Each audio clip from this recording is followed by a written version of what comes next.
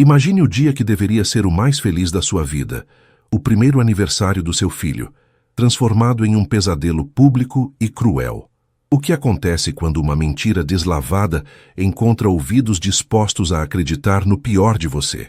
Esta é a história de Heloísa, uma mulher que viu seu mundo desmoronar sob o peso de uma acusação impossível, enfrentando o julgamento de sua própria família e a sombra de um estranho que surgiu do nada para reivindicar o que era dela. Mas no centro dessa tempestade, uma decisão inesperada mudaria tudo. Prepare-se para uma narrativa sobre lealdade inabalável, a busca implacável pela verdade e uma vingança que ninguém viu chegar. Antes de começarmos essa história incrível, não se esqueça de curtir o vídeo, se inscrever no canal e contar pra gente nos comentários de onde você está ouvindo essa história. O cheiro de pipoca doce e salgadinhos fritos pairava no ar pesado do salão de festas que alugamos no bairro da Moema, em São Paulo. O sol de um sábado típico paulistano batia implacável contra as vidraças, criando reflexos dourados nos balões azul bebê que decoravam cada canto. Eu olhei para o Murilo, meu filho, que completava seu primeiro ano de vida naquele dia. Ele estava radiante em seu pequeno macacão de linho, tentando agarrar as fitas coloridas que pendiam da mesa principal. Naquele momento, eu senti uma paz profunda, o tipo de felicidade que faz a garganta apertar. Depois de uma gravidez de risco e meses de noites mal dormidas, ver o brilho nos olhos dele era o meu maior troféu. Vitor, meu marido, estava ao meu lado. Ele segurava uma câmera, tentando capturar cada sorriso banguela do nosso menino.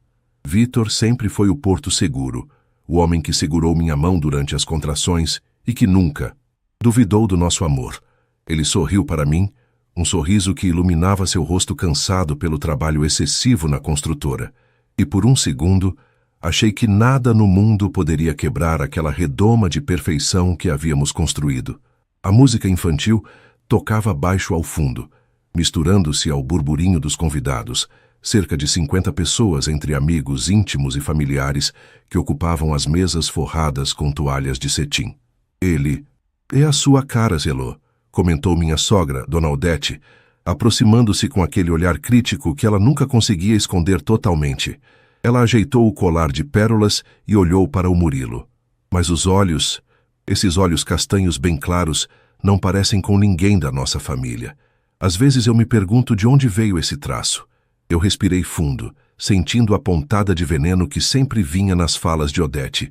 Ela nunca aceitou totalmente nosso casamento, vinda de uma linhagem que prezava por tradições que eu, uma arquiteta de origem simples, não representava. Mas eu não deixaria que ela estragasse o dia. Genética tem dessas coisas, Odete. Meu avô tinha olhos exatamente assim, respondi com um sorriso educado, embora minhas mãos estivessem começando a suar. Foi então que o ambiente mudou. A porta principal do salão se abriu com um estrondo desnecessário, cortando a melodia suave de uma canção de ninar que saía das caixas de som. Um homem que eu nunca tinha visto na vida entrou. Ele não estava vestido para uma festa infantil. Usava um terno escuro, bem cortado, mas sem gravata, e carregava uma expressão de uma confiança gélida que me fez estremecer instantaneamente.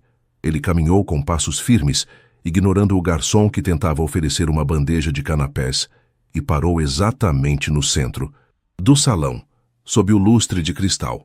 O silêncio se espalhou como um rastro de pólvora. As conversas cessaram.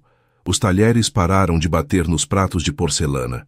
Vitor baixou a câmera, a testa franzida em confusão. Eu senti um aperto no peito, uma premonição ruim que fez o sangue sumir do meu rosto. O estranho varreu a sala com o olhar, até que seus olhos, frios e calculistas, pousaram em mim. Ou melhor, no bebê que eu carregava no colo. "É uma festa bonita", disse o homem, sua voz projetando-se com uma clareza assustadora. "Mas é uma pena que tenha sido construída sobre uma mentira tão vergonhosa. Quem é você?" Vitor deu um passo à frente, sua voz ganhando um tom defensivo e protetor. "Esse é um evento privado. Se você não é convidado, por favor, saia agora." O estranho deu um sorriso de lado, um gesto carregado de escárnio. Ele tirou um envelope pardo do bolso interno do paletó e o ergueu para que todos vissem. Meu nome é Fabiano Medeiros, e eu não vim para o bolo. Ele apontou o dedo indicador diretamente para o Murilo, que, assustado com a tensão súbita, começou a chorar baixinho contra o meu ombro. Eu vim buscar o que me pertence. O bebê que essa mulher está carregando, esse menino é meu filho. Ela enganou todos vocês. O choque foi físico. Ouvi o suspiro coletivo dos convidados. Dona Odete levou a mão à boca, seus olhos brilhando com uma mistura de horror e uma satisfação doentia, como se suas suspeitas silenciosas estivessem finalmente sendo validadas. Senti meus joelhos fraquejarem. O mundo parecia girar em uma velocidade insuportável. Eu olhei para Fabiano, buscando qualquer traço de reconhecimento, qualquer memória de um encontro que justificasse aquela loucura, mas não havia nada. Eu nunca o tinha visto. Ele era um completo estranho reivindicando a carne da minha carne em público. Isso é um absurdo, eu gritei, minha voz saindo trêmula e aguda. Eu nem conheço você. Vitor, por favor, tira esse louco daqui. Mas o estrago estava feito. A semente da dúvida, uma planta que cresce rápido em solo fértil de fofoca, já estava brotando. Minha tia Zulmira cochichava com a vizinha. Os amigos de Vitor trocavam olhares, desconfortáveis. Fabiano não se moveu. Ele abriu o envelope e começou a distribuir cópias de papéis que pareciam ser laudos laboratoriais para as pessoas nas mesas mais próximas. Vejam por si mesmos, Fabiano continuou, sua voz mantendo uma calma irritante. Exames de DNA, fotos de nós dois juntos em um hotel no Rio de Janeiro, na data da concepção. Heloísa sempre foi uma excelente atriz, mas a ciência não mente. Vitor, sinto muito. Por você. Mas você foi usado para dar um sobrenome e sustento ao meu filho, enquanto ela mantinha nosso caso às escondidas. Os papéis circulavam de mão em mão. Eu vi o momento em que um deles chegou a Vitor. Meus olhos estavam fixos no rosto do meu marido. Eu esperava que ele rasgasse o papel, que avançasse contra o invasor, que gritasse que acreditava em mim. Mas Vitor ficou imóvel. Ele olhou para a foto, uma montagem grosseira, mas convincente para quem não queria ver a verdade, e depois para o exame que ostentava timbres oficiais de uma clínica famosa. Vitor, olha para mim, eu implorei, as lágrimas agora correndo livremente pelo meu rosto, borrando a maquiagem que eu tinha levado horas para fazer. É mentira. Eu nunca te traí, eu nunca vi esse homem. Por favor, acredita em mim. Dona Odete se aproximou de Vitor e tocou seu braço. Meu filho, olhe as provas. Eu sempre disse que essa moça era areia demais para o nosso caminhão, que havia algo de errado. O menino nem se parece com você. Divorcie-se dela agora. Não suje o nome da nossa família com essa bastardia. Deixe que esse homem leve o que é dele e limpe essa mancha da sua vida. A sala inteira parecia estar contra mim. O burburinho se transformou em um coro de julgamento. Como ela pôde? Sempre achei ela sonsa demais. Pobre Vitor. Eu estava no centro de um furacão, segurando Murilo com tanta força que ele começou a berrar, sentindo o meu pânico. Fabiano caminhou em minha direção, estendendo os braços como se fosse tirar o bebê de mim ali mesmo, diante de todos. Vamos, Heloísa. Acabou o teatro, Fabiano disse, a voz agora mais baixa, sombria. Entregue o menino. Eu recuei, batendo as costas contra a mesa do bolo, derrubando alguns docinhos, finos no chão de porcelanato. Eu olhei para Vitor, desesperada por um milagre. Meu marido, o homem que sempre foi racional e calmo, finalmente se moveu. Ele caminhou até nós, parando entre eu e Fabiano. Ele olhou para o estranho. Depois olhou para os convidados que aguardavam o veredito final. E então olhou para as fotos mentirosas em sua mão. O silêncio que se seguiu foi o mais profundo de toda a minha vida. Dava para ouvir o zumbido do ar-condicionado e a respiração pesada de Fabiano. Todos esperavam que Vitor me expulsasse, que pedisse o divórcio, que me humilhasse de volta. Mas o que ele fez a seguir deixou o salão em um estado de choque absoluto, mudando o curso daquela tarde para sempre.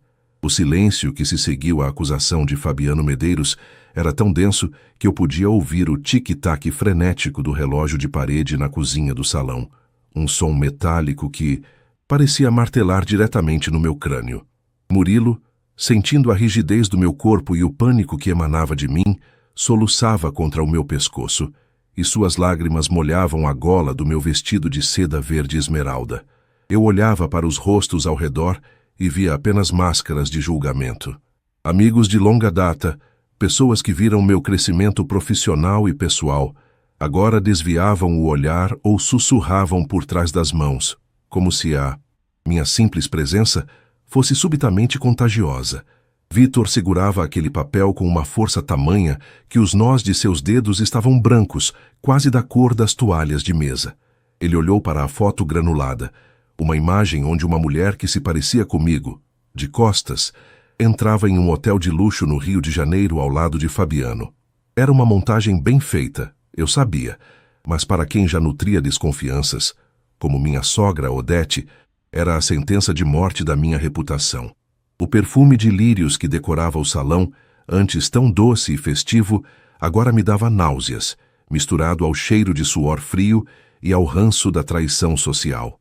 Vítor! Minha voz saiu como um sopro, quase inaudível diante do burburinho que crescia. Você sabe que isso não é verdade.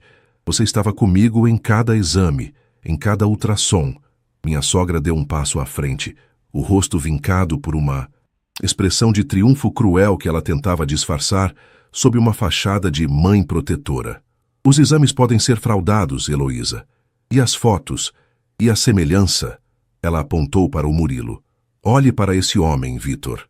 Olhe para o formato do rosto dele e olhe para o seu filho. A verdade está na sua frente, meu filho. Não seja um tolo. Honre o nome que seu pai te deixou e livre-se dessa mentira agora mesmo. Fabiano Medeiros mantinha um sorriso de canto de boca, uma expressão de quem já tinha ganhado o jogo. Ele estendeu a mão esperando que Vítor, em um acesso de fúria, me entregasse o bebê ou me expulsasse aos gritos. Eu fechei os olhos por um segundo, esperando o impacto da rejeição. Eu conhecia o temperamento de Vítor. Ele era um homem de princípios rígidos, alguém que valorizava a lealdade acima de tudo. Se ele acreditasse naquele estranho, minha vida estaria acabada ali, no meio dos balões e do bolo de aniversário de 1 ano do meu filho. Mas então, algo mudou. A atmosfera na sala pareceu esfriar ainda mais, mas de uma forma diferente. Vítor não gritou. Ele não avançou contra Fabiano. Em vez disso, ele soltou um riso baixo, seco e desprovido de qualquer humor. Foi um som que fez os pelos dos meus braços se arrepiarem. Ele caminhou calmamente até a mesa de som, onde o DJ estava paralisado, e pegou o microfone. O som da microfonia ecoou pelo salão, fazendo alguns convidados taparem os ouvidos. Atenção todos! A voz de Vítor ressoou, firme e controlada, com uma autoridade que eu raramente via. Eu gostaria de agradecer ao Sr. Fabiano Medeiros por ter vindo. Realmente, uma entrada triunfal. Um murmúrio de confusão percorreu os convidados. Dona Odete sorriu, achando que o filho estava começando o seu discurso de repúdio. Eu senti meu coração afundar. Ele ia me humilhar publicamente. No entanto, continuou Vítor, caminhando de volta para o centro do salão e parando ao meu lado, colocando um braço firme e protetor em volta da minha cintura. Há um pequeno detalhe que o Sr. Medeiros e quem quer que o tenha contratado esqueceu. Vítor tirou o celular do bolso e começou a digitar algo rapidamente. Fabiano franziu o senho, a confiança vacilando. Pela primeira vez. Há 6 meses, recebi um e-mail anônimo com essas mesmas fotos e uma tentativa de extorsão, revelou Vítor, e eu o olhei, chocada. Ele nunca tinha me contado isso. Eu não contei nada para a Heloísa, porque não queria que ela passasse por esse estresse durante a amamentação. Mas eu não fiquei parado. Eu contratei o Dr. Arnaldo Cavalcante, um dos melhores investigadores e advogados criminais de São Paulo. E o que descobrimos foi fascinante. Vítor olhou diretamente para Fabiano, que agora parecia querer recuar em direção à saída. O senhor Fabiano Medeiros não é pai de ninguém aqui. Na verdade, ele é um ator de teatro de 5ª categoria, com passagens pela polícia por estelionato e falsidade ideológica. E o exame de DNA? Vítor ergueu o papel que segurava e o rasgou em 1000 pedaços, jogando os confetes brancos sobre os pés de Fabiano. É uma Falsificação grosseira de um laboratório que nem sequer existe mais em Interlagos. O silêncio agora era de puro espanto. Dona Odete ficou pálida, as mãos tremendo sobre a bolsa de grife. Mas o que realmente me choca, Vitor continuou, e sua voz agora tinha o fio de uma navalha, é ver como as pessoas que dizem nos amar foram rápidas em acreditar em um completo estranho. Mãe, eu vi o seu olhar. Tia Zulmira, eu ouvi o seu comentário. Vocês não merecem estar na festa do meu filho. Vitor se voltou para Fabiano, que tentava gaguejar uma defesa. E quanto a você, Fabiano? Meu advogado já está lá fora com 2 policiais da delegacia de defraudações. Você não vai sair daqui para um hotel. Vai sair daqui para prestar depoimento sobre quem te pagou para tentar destruir a minha família. Porque eu sei que isso não foi ideia sua. Eu sei que há alguém por trás disso. Alguém que quer a herança que o meu pai deixou para o Murilo. Fabiano tentou correr para a porta, mas 2 homens de terno, que eu agora percebia serem seguranças disfarçados que Vitor havia colocado na festa, o bloquearam. A confusão se instalou. Alguns convidados tentaram se desculpar, balbuciando palavras de apoio repentino, mas Vitor apenas levantou a mão, pedindo silêncio. A festa acabou para quem duvidou, disse ele, com uma frieza que me fez ver um lado dele que eu não conhecia. Heloísa, pegue as coisas do Murilo. Nós vamos embora agora. E quanto ao resto de vocês, as contas serão acertadas no momento certo. Eu estava em choque. Vitor tinha me protegido em segredo por meses. Ele sabia do ataque e se preparou para o contra-ataque mais humilhante possível para os agressores. No entanto, enquanto caminhávamos para o carro, sob o sol forte da tarde de São Paulo, uma pergunta não saía da minha cabeça. Quem odiava tanto a nossa felicidade, a ponto de contratar um impostor para tirar o meu filho de mim?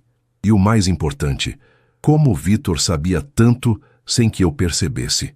Ao entrarmos no nosso carro, o couro dos bancos queimando sob o sol, Vitor segurou minha mão. Ele não parecia aliviado. Ele parecia um soldado se preparando para uma guerra que estava apenas começando. Elô, ele disse, olhando no fundo dos meus olhos enquanto eu acomodava Murilo na cadeirinha. Isso foi só o teatro deles. Agora é a nossa vez de mostrar o que acontece com quem mexe com o que é meu. Eu senti um calafrio. A vingança de Vitor não seria apenas contra Fabiano. Ele estava mirando em alguém muito mais próximo de nós. Alguém que estava sentado naquelas mesas, comendo nosso bolo e planejando nossa ruína. O trajeto de volta para o nosso apartamento na Vila Mariana foi percorrido em um silêncio sufocante, interrompido apenas pelo som rítmico dos pneus contra o asfalto irregular da Avenida 23 de Maio. O sol de São Paulo, que antes parecia festivo, agora se escondia atrás de uma cortina cinzenta de nuvens carregadas, prenunciando uma daquelas tempestades típicas de final de tarde que lavam a alma da cidade, mas não a sujeira dos corações humanos. No banco de trás, Murilo finalmente havia adormecido em sua cadeirinha, exausto pelo choro e pela tensão que ele, mesmo sendo apenas um bebê, certamente absorveu. O cheiro de couro novo do carro, que antes me trazia uma sensação de conforto e conquista, agora parecia metálico e frio, como o ambiente de um interrogatório. Eu olhava para o perfil de Vitor enquanto ele dirigia. Suas mãos apertavam o volante com uma precisão cirúrgica, os olhos fixos na estrada, mas sua mente parecia estar a quilômetros de distância, traçando rotas em um tabuleiro de xadrez que eu sequer sabia que existia. Senti uma mistura dilacerante de gratidão profunda por ele ter me defendido e uma mágoa surda por ele ter escondido de mim, por 6 longos meses, que nossa vida estava sob ataque. Como ele pôde me olhar nos olhos todas as manhãs, tomar café comigo e observar o crescimento do nosso filho, sabendo que um estranho planejava nos destruir? Por que você não me contou, Vitor? Minha voz finalmente quebrou o silêncio, saindo mais rouca do que eu pretendia. Por que me deixou entrar naquele salão desarmada, sendo alvo daquele teatro todo? Eu me senti nua na frente de todo mundo. Eu vi o nojo nos olhos das minhas amigas. Eu vi a satisfação da sua mãe. Vitor não desviou os olhos da pista, mas viu o músculo de sua mandíbula saltar. Ele sinalizou para entrar na nossa rua, ladeada por prédios modernos e árvores cujas folhas começavam a dançar com o vento pré-tempestade. Eu queria te poupar, Elô. O médico disse que o estresse poderia secar o seu leite, que você precisava de calma após aquela cesariana complicada. Ele disse, e sua voz tinha um peso de cansaço acumulado. Se eu te contasse, você não conseguiria fingir. Você é transparente demais, meu amor. Eu precisava que o Fabiano e quem quer que estivesse por trás dele acreditassem que éramos alvos fáceis. Eu precisava que eles mostrassem as mãos. No direito e na estratégia, quem se antecipa demais sem provas sólidas acaba perdendo o elemento surpresa. Chegamos à garagem e o som do portão eletrônico subindo pareceu o fechamento de uma cela. Subimos para o apartamento em silêncio. Assim que coloquei Murilo no berço e fechei a porta do quarto dele com cuidado, fui para a sala. Vitor já estava lá com o notebook aberto sobre a mesa de jantar de madeira maciça e 2 xícaras de café preto exalando um aroma forte e amargo. Ele me entregou um envelope, mas não era o mesmo pardo que Fabiano carregava. Este era branco, com o timbre do escritório de advocacia do Dr. Arnaldo. Leia, ele pediu, sentando-se e massageando as têmporas. Abri o envelope com as mãos trêmulas. Dentro, não havia exames de DNA falsos, mas sim extratos bancários, registros de chamadas telefônicas e fotos de vigilância. À medida que eu passava as páginas, o chão parecia sumir sob meus pés. Não era apenas sobre Fabiano. Havia um nome que se repetia em várias transações financeiras para a conta do ator, Gustavo Lacerda. O Gustavo? Senti um calafrio percorrer minha espinha. Gustavo era o primo de Vitor, seu sócio minoritário na construtora e a pessoa que frequentava nossa casa quase todos os domingos para o churrasco. Por que ele faria isso? Ele é família, Vitor. Ele te ajudou a erguer a empresa quando seu pai faleceu. Ele não é família, Elô. Ele é um parasita que se cansou das migalhas. Vitor disse, sua voz agora tingida por uma raiva fria e calculista. O testamento do meu pai foi muito claro. O Murilo, como único neto homem da linhagem direta, herda a maior parte das ações da holding quando completar 18 anos. Até lá eu sou o administrador. Mas e se ficasse provado que o Murilo não era meu filho legítimo, a cláusula de sucessão mudaria. O controle passaria para o próximo na linha de sucessão masculina capaz de gerir os negócios. O Gustavo. Aquelas palavras soaram como sentenças. A ganância de Gustavo era tão profunda que ele estava disposto a destruir a reputação de uma mulher inocente e a legitimidade de uma criança para colocar as mãos no patrimônio da família.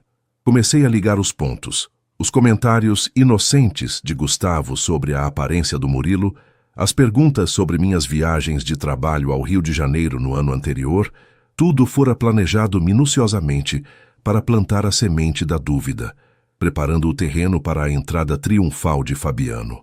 E a sua mãe? Perguntei, sentindo um gosto amargo na boca. Ela sabia. Minha mãe é uma mulher amargurada que nunca superou o fato de eu ter escolhido você em vez daquela herdeira que ela queria para mim. Vitor respondeu com sinceridade brutal. Ela não sabia do plano do Gustavo, mas ele a usou. Ele alimentou as inseguranças dela. Deu a ela as provas que ela tanto queria para provar que você não era digna de nós. Ela foi a plateia perfeita para o show dele. E hoje, ela mostrou que a lealdade dela ao orgulho ferido é maior do que o amor pelo neto.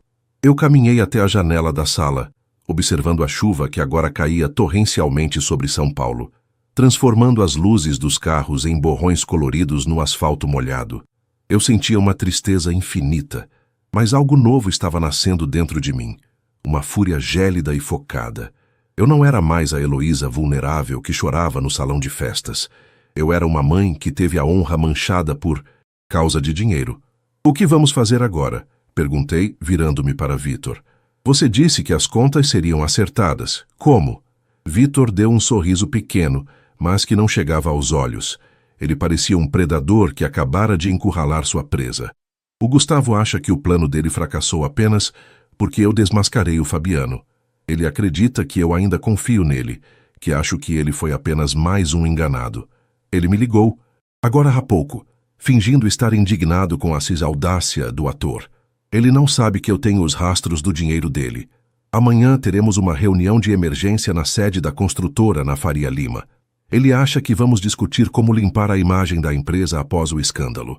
E o que vamos discutir de verdade?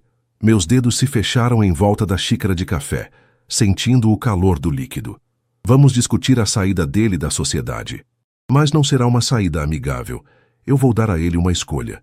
Ou ele assina a transferência de todas as suas cotas para um fundo educacional no nome do Murilo e confessa por escrito quem ele contratou. Ou os arquivos que o Dr. Arnaldo preparou vão direto para o Ministério Público e para a imprensa. Ele vai sair daquela sala sem um centavo e com o nome mais sujo do que o chão de uma obra. Eu olhei para o Vitor e vi o homem que eu amava. Mas também vi o estrategista implacável. Percebi que o payoff daquela humilhação não seria apenas jurídico. Precisava ser algo que atingisse Gustavo onde mais doía, no seu ego e na sua posição social. Eu quero estar lá, eu disse, com uma firmeza que surpreendeu até a mim mesma. Eu quero olhar nos olhos dele quando ele perceber que a sonsa que ele tentou destruir é a pessoa que vai assinar o documento que o deixará na miséria. Vitor se levantou e veio até mim, segurando meu rosto entre as mãos. O toque dele era quente e seguro, um contraste com o frio que eu sentia por dentro. Você estará lá, Elo. Amanhã, às 10 da manhã, o teatro dele finalmente terá o último ato. E eu garanto que ninguém na família Lacerda jamais esquecerá o que acontece quando alguém tenta tocar no que é nosso. Naquela noite, eu não dormi. Fiquei sentada ao lado do berço de Murilo, observando sua respiração tranquila, enquanto o som do trovão ecoava do lado de fora. Eu estava pronta. A vingança não era apenas sobre o dinheiro, era sobre o direito de ser a mãe do meu filho sem que ninguém pudesse, nunca mais, apontar o dedo para mim. A manhã de segunda-feira em São Paulo nasceu com um céu de um azul metálico, limpo pela tempestade da noite anterior.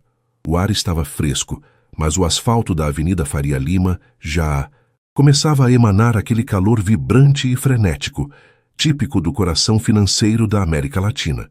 Eu me olhei no espelho do elevador social do edifício espelhado, onde ficava a sede da construtora. Eu não era mais a Heloísa de vestido de seda e olhos marejados de 2 dias atrás. Eu usava um conjunto de alfaiataria cinza chumbo, um corte seco e profissional que parecia uma armadura. Meus cabelos estavam presos em um coque impecável e o batom vermelho era a única nota de cor vibrante em minha expressão decidida. Vitor estava ao meu lado, ajustando o nó da gravata de seda italiana. Ele não disse uma palavra, mas o modo como ele apertou minha mão antes de as portas se abrirem no 20º andar me disse tudo o que eu precisava saber. Nós éramos uma unidade inquebrável. O escritório exalava o cheiro de café expresso de grãos selecionados e de produtos de limpeza caros. O som, abafado dos teclados, e o murmúrio dos telefones criavam uma trilha sonora de eficiência corporativa. Ao passarmos pela recepção de mármore travertino, vi Gustavo Lacerda, através das paredes de vidro da sala de reuniões principal. Ele estava de pé, olhando para a vista panorâmica da Marginal Pinheiros, com uma xícara de porcelana na mão e aquela postura de falsa humildade que agora me dava náuseas. Quando entramos, ele se virou com um sorriso ensaiado, uma expressão de estou aqui para o que der e vier. Vitor, Heloísa, que bom que chegaram, Gustavo disse, caminhando em nossa direção com os braços abertos, como se quisesse nos abraçar.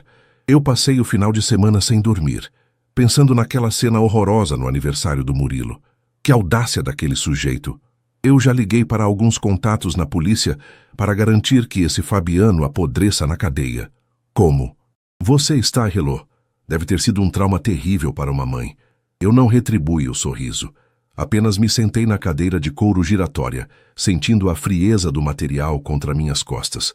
Vitor caminhou até a cabeceira da mesa, mantendo uma distância gélida de seu primo. Dr. Arnaldo Cavalcante já estava lá, organizando pastas de couro com uma calma que antecipava a tempestade. Sente-se, Gustavo, Vitor disse, sua voz saindo baixa e perigosa, como o rosnado de um animal antes do ataque. Temos muito o que discutir, mas não é sobre a saúde da Heloísa. É sobre a saúde da nossa empresa e, principalmente, sobre a sua integridade. Gustavo franziu a testa, rindo nervosamente enquanto puxava uma cadeira. Do que você está falando, seu primo? Eu sei que o clima está tenso, mas não vamos misturar as coisas. Eu estou do lado de vocês. Aquele impostor tentou manchar o nome da nossa família. O impostor foi apenas a ferramenta. Eu interrompi. E o som da minha voz fez Gustavo piscar, surpreso pela minha interrupção. A mão que segurava a ferramenta, que pagou o cachê dele e que forneceu as fotos editadas da minha viagem ao Rio, foi a sua, Gustavo. Houve um segundo de silêncio absoluto na sala. Dava para ouvir o zumbido suave do sistema de ar-condicionado central. O rosto de Gustavo passou de um bronzeado saudável para um tom de cinza doentio em questão de segundos. Ele tentou manter a máscara, mas o tremor leve em sua mão direita, que ainda segurava a xícara, o traiu. Isso é um delírio, Heloísa. Eu entendo que você esteja abalada, mas me acusar de algo assim... Vitor, você não vai deixar ela dizer essas loucuras, vai? Eu sou seu sangue. Vitor apenas fez um sinal com a cabeça para o doutor Arnaldo. O advogado abriu um notebook e projetou na tela de 80 polegadas da sala uma série de documentos. Eram comprovantes de transferências bancárias feitas através de uma conta em paraíso fiscal que Gustavo jurava estar oculta. As datas coincidiam perfeitamente com os encontros documentados entre ele e o ator Fabiano Medeiros, em um café discreto no centro histórico de São Paulo. Havia também uma gravação de áudio, obtida pelo investigador, onde Gustavo dizia, claramente, eu quero que o escândalo seja público. No aniversário, quero que a dúvida sobre a paternidade seja irremediável. Depois que o Vitor se divorciar, eu assumo o controle da holding enquanto ele se afunda na depressão. O som da própria voz ecoando na sala foi o golpe final. Gustavo largou a xícara sobre a mesa com um baque surdo, o café respingando sobre os documentos imaculados. Ele desabou na cadeira, o suor agora escorrendo visivelmente por suas têmporas. O bom moço havia desaparecido, dando lugar a um homem acuado pela própria ganância. Eu fiz isso pela empresa! Gustavo explodiu, tentando uma última e patética defesa. Você é mole, Vitor! Você gasta fortunas com essa mulher e esse bebê enquanto a empresa precisa de investimentos agressivos. Eu merecia mais do que as migalhas que você me dá. Eu construí metade disso aqui. Vitor se inclinou sobre a mesa, o rosto a poucos centímetros do de Gustavo. A fúria no olhar do meu marido era algo que eu nunca esqueceria. Você não construiu nada que não tenha sido pago com o meu capital e com o nome do meu pai. Você tentou destruir a reputação da minha esposa e o futuro do meu filho por causa de uma porcentagem em uma planilha. Você é pequeno demais para esse sobrenome, Gustavo. Vitor empurrou um documento grosso em direção ao primo. Era a transferência total e irrevogável de todas as cotas de Gustavo para o fundo educacional de Murilo, além de uma confissão detalhada de seus crimes de calúnia, difamação e tentativa de fraude sucessória. Assine, Vitor ordenou. Se você assinar agora, eu não entrego esses arquivos para a polícia hoje. Eu permito que você saia daqui com o pouco de dignidade que lhe resta e com algum dinheiro que deixei reservado para você. Sumir de São Paulo. Mas se você se recusar, o Dr. Arnaldo já tem o botão de enviar pronto para o Ministério Público e para todos os veículos de comunicação do setor imobiliário. Você nunca mais vai conseguir emprego, nem para administrar um condomínio de periferia. Gustavo olhou para os papéis, a mão tremendo violentamente. Ele sabia que estava acabado. Com um suspiro de derrota que pareceu esvaziar todo o seu corpo, ele pegou a caneta Montblanc e assinou cada página. O som do papel sendo riscado era o som da nossa liberdade, mas o payoff de Vitor ainda não tinha acabado. Ele pegou o próprio celular e abriu o grupo de WhatsApp da nossa família, o mesmo grupo onde, no sábado à noite, todos estavam enviando mensagens de apoio a Vitor e críticas veladas a mim. Ele gravou um vídeo ali mesmo, na frente de um Gustavo humilhado. Olá, família, disse Vitor para ti. Câmera, com uma calma assustadora. Estou aqui na empresa com o Gustavo.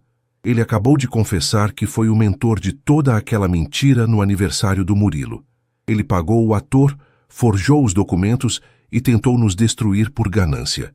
Ele está saindo da empresa hoje, debaixo de vergonha. E para quem, no sábado, preferiu acreditar em um estranho do que na Heloísa, fiquem sabendo que a partir de hoje, Nossa casa está fechada para todos vocês. Mãe, espero que suas pérolas te tragam o conforto que a lealdade do seu filho não trará mais. Vitor apertou enviar. O silêncio que se seguiu foi quebrado apenas pelo som das notificações, chegando aos celulares de todos os familiares simultaneamente. A humilhação que eu senti no salão de festas agora estava sendo devolvida, multiplicada por 100 para quem realmente merecia. Gustavo se levantou, sem olhar para nós, e caminhou em direção à porta.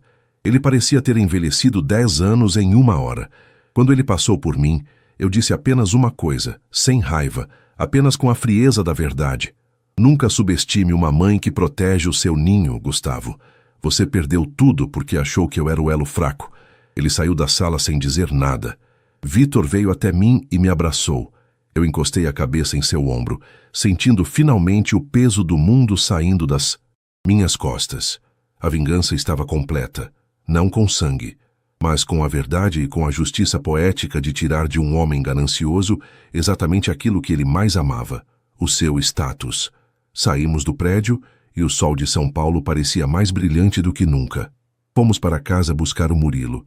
Passamos o resto da tarde no parque, sentados na grama, vendo nosso filho tentar dar seus primeiros passos, alheio a toda a tempestade que tínhamos enfrentado por ele. O escândalo passaria, os boatos morreriam, mas o que havíamos construído naquela manhã na Faria Lima era eterno. Éramos nós 3 contra o mundo, e agora o mundo sabia que mexer conosco tinha um preço alto demais para ser pago. A vida seguiu. Dona Odete tentou pedir perdão meses depois, enviando presentes caros para o neto, mas Vitor os devolveu todos, sem abrir. Algumas feridas cicatrizam, mas as cicatrizes servem para nos lembrar de quem esteve ao nosso lado na hora da batalha. E eu, Heloísa, olhava para o meu filho e para o meu marido todos os dias sabendo que, no fim das contas, a verdade não é apenas um fato, é uma arma poderosa nas mãos de quem tem coragem de usá-la.